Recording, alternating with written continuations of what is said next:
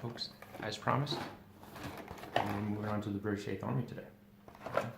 So I'll follow up just like previously, put a couple images on the bottom, screenshots underneath, front box art, back box art, this way you don't gotta try to pause it and figure out what's going on, right?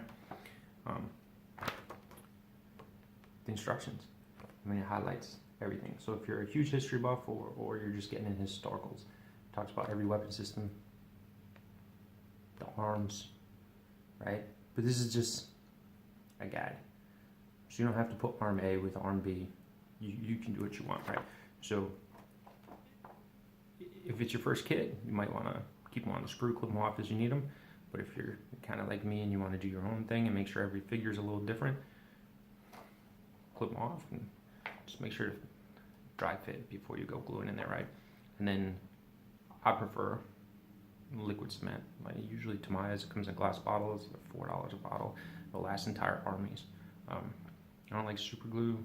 Sometimes I get super glue that's quick drying, slow drying. I never know what it is, and then it gets thick. And if you're transporting your minis in your car in the wintertime, super glue actually separates during extreme cold, so I tend to use liquid glue. And then some detailed information on all the different Commonwealth forces on the back, right? Which is what a lot of the buzz on the internet is about, and we'll talk about some of that too. But the sprue, and we'll include a solid picture in the end of the sprue, right? But just like the other ones, all these different head options, it's the same thing.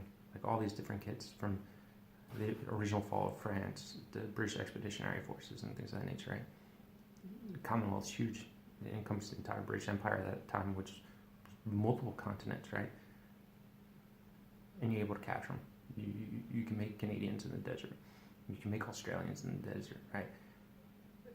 Plus all the different Middle East countries that fell under the greater Commonwealth at the time, the British Empire.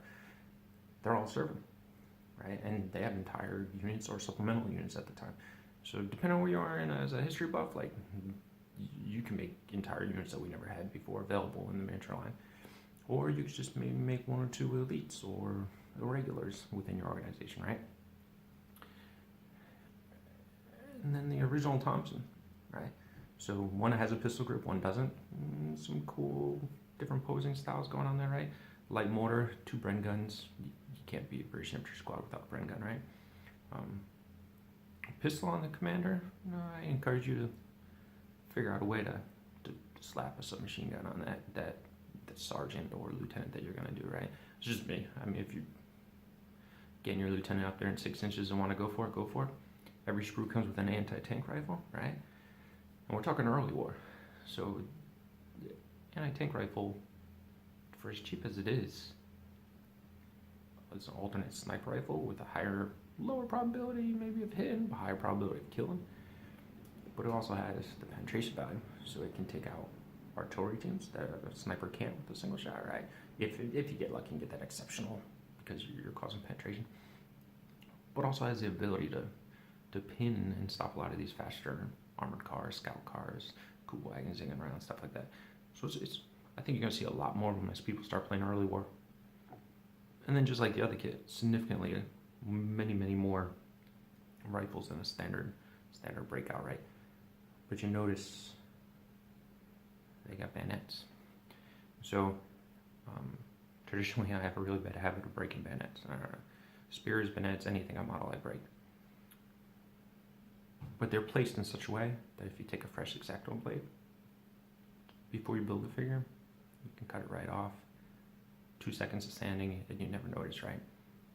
And the beauty is, nobody's gonna know. But they're gonna notice if there's just the handle of a bayonet that's broken off. And then this also allows you to increase your poses too, right? So if you build all 6 that are on this sprue with bayonets running forward, right?